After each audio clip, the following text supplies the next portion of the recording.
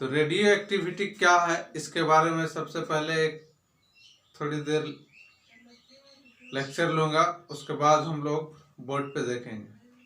सबसे पहले मैं ये बताना चाहता हूँ कि रेडियो एक्टिविटी आखिर होता क्या है।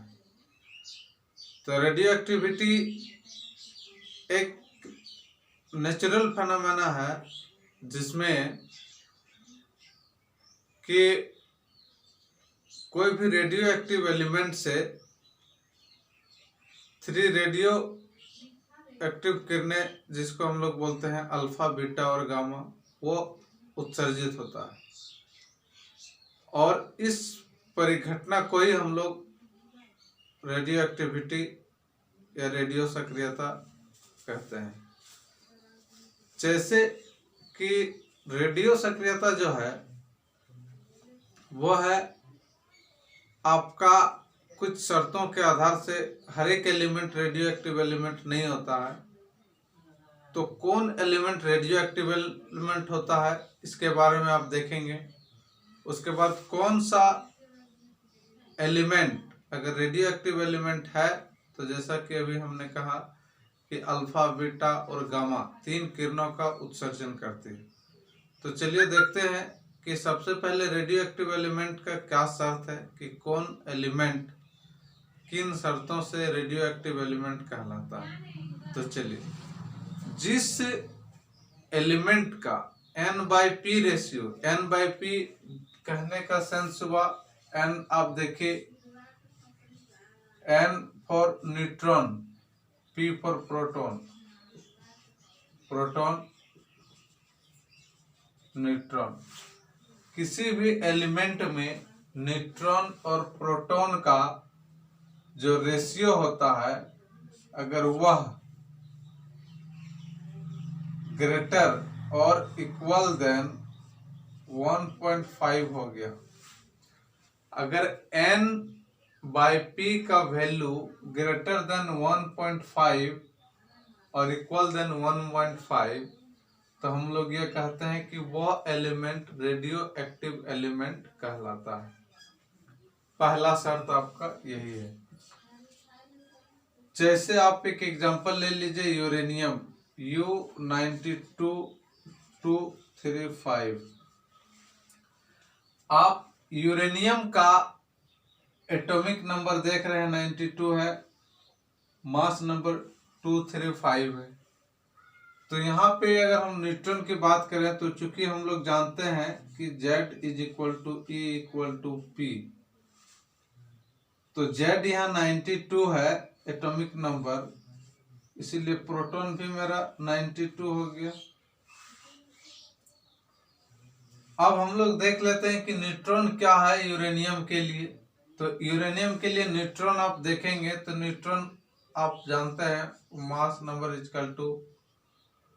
P+N। तो A हमारे पास गिवन है 235 235, P हमारे पास है 92 +N। तो 235 - 92 = N, therefore N = हमारे पास आ गया 3 4 1, that is 1 4 3। अब यहाँ आप रेशियो निकालते हैं, N/P में चेक करते हैं तो आपको पता चलेगा कि 143 divide by P, P stand for proton 92। अगर आप इसको डिवाइड करेंगे तो आपको पता चलेगा कि वैल्यू जो आएगा वो ग्रेटर एंड इक्वल देन लगभग 1.5 आएगा। तो इससे ये पता चलता है कि यूरेनियम जो होगा, ये एलिमेंट यूरेनियम, ये एक रेडियो एक्टिव एलिमेंट है। क्लियर?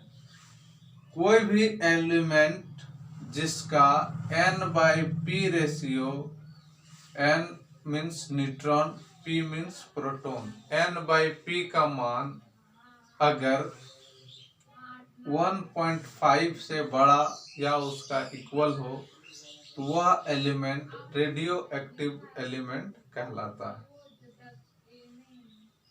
तो ये तो आपका हो गया शर्त कि कौन एलिमेंट रेडियो एक्टिव एलिमेंट होते हैं और कौन एलिमेंट रेडियो एक्टिव नहीं होते हैं। अगर इसका वैल्यू 1.5 से छोटा होगा तो वो नहीं होगा। अब हम लोग देखते हैं कि अगर कोई रेडियो एक्टिव एलिमेंट है तो उससे 3 प्रकार का जो रे उत्पन्न होता है, जिसको हम लोगों ने कहा अल्फा, बीटा और गामा, तो उसके बारे में देखते हैं।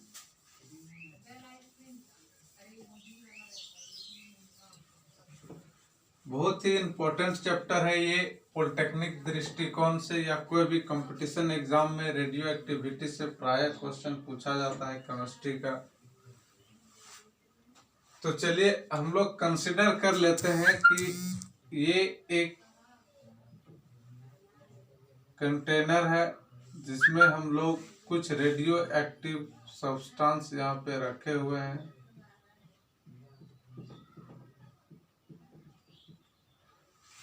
तो जैसा कि अभी हमने कहा कि इससे हमेशा कुछ किरणें निकलती है, जिस किरणों को हम लोगों ने 3 नाम दिया, अल्फा, बीटा और गामा। तो अल्फा, बीटा और गामा कैसे हम चिन्हित करेंगे ये हमको समझना है। तो उसके लिए हम लोग क्या करते हैं कि 3 प्लेट लगाते हैं। प्लेट कहने का मतलब इलेक्ट्रोड, और उससे हम लोग पता कर लेते हैं कि कौन सा जो रे है किस ओर मूव कर रहा है। तो एक प्लेट अगर हम लोग लगाते हैं, या इलेक्ट्रोड बोलिए जिसको हम लोग इलेक्ट्रोड बोलते हैं, एक इधर और एक इधर, चलिए। तो एक प्लेट हमारा है जिसको हम लोग बोलते हैं कैथोड रे, और एक को बोलते हैं एनोड रे।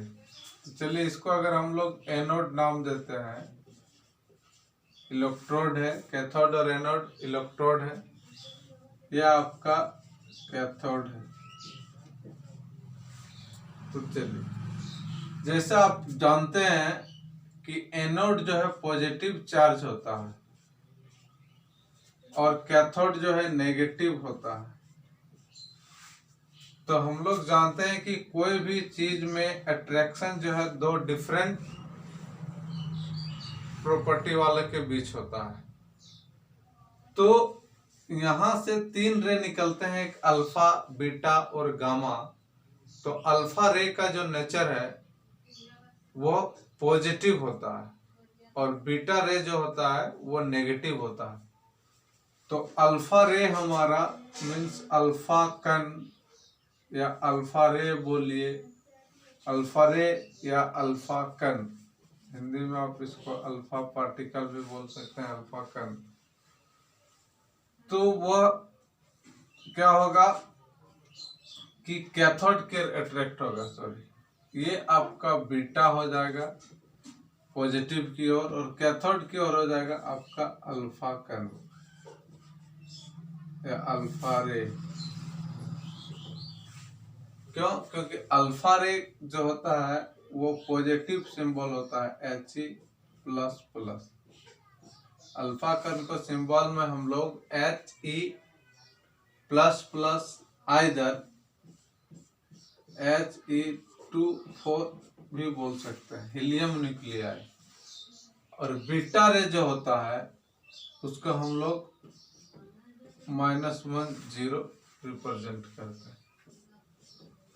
ये आपका पॉजिटिव साइड नेगेटिव रे का अट्रैक्शन हो गया, और नेगेटिव इलेक्ट्रोड की ओर पॉजिटिव रे का अट्रैक्शन हो गया। तो ये जो आप देख रहे हैं इसमें तीनों रे का इमिशन हुआ, एक अल्फा का भी हुआ, इधर बीटा का भी हुआ, और जो थर्ड है ये आपका गामा रे हुआ, इसको हम लोग बोलते हैं गामा रे।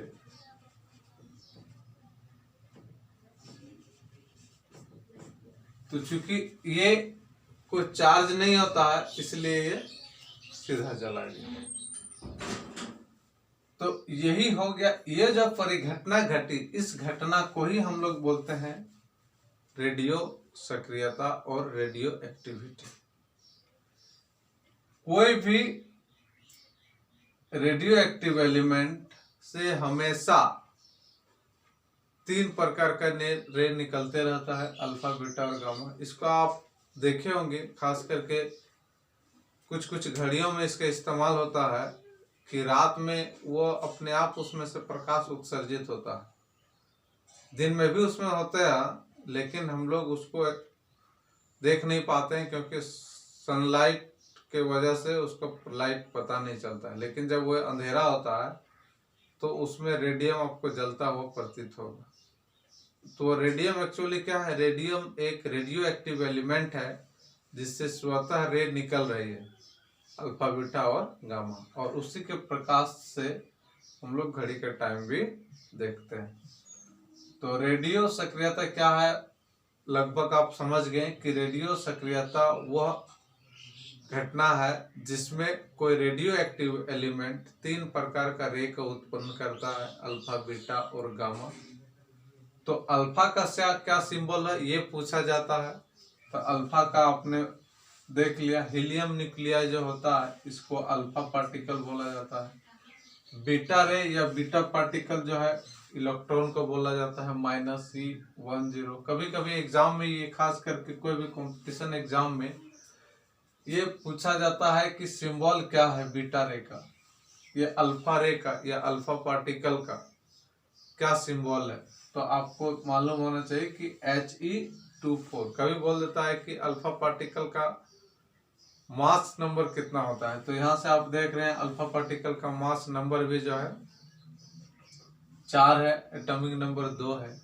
उसी तरह से अगर बीटा का पूछ देगा कि मास नंबर कितना है, तो मास नंबर बीटा का 0 है, लेकिन उस पर चार्ज अगर आपको पूछा जाता है तो चार्ज आप बताएंगे कि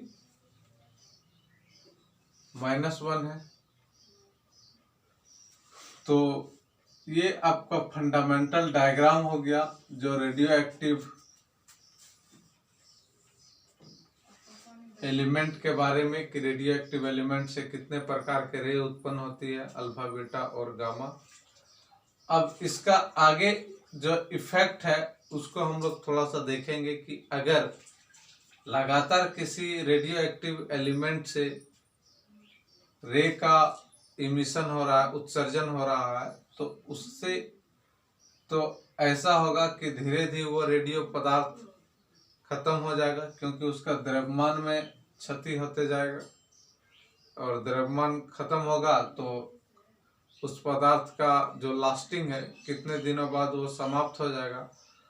उसको हम लोग जानने के लिए एक टॉपिक है इसी का, जिसको हम लोग बोलते हैं हाफ लाइफ, यानी कि अर्ध आयु जिसको बोला जाता है। अर्ध आयु से प्रायः इस चैप्टर का न्यूमेरिकल पूछा जाता है कि अगर किसी पदार्थ का हाफ लाइफ 30 दिन का है, तो 3 हाफ लाइफ के बाद उस पदार्थ का कितना ग्राम बचा रहेगा, या कितना पदार्थ का डिस्ट्रॉय हो गया, क्षय हो गया। इस टाइप का क्वेश्चन इसमें से पूछा जाता है।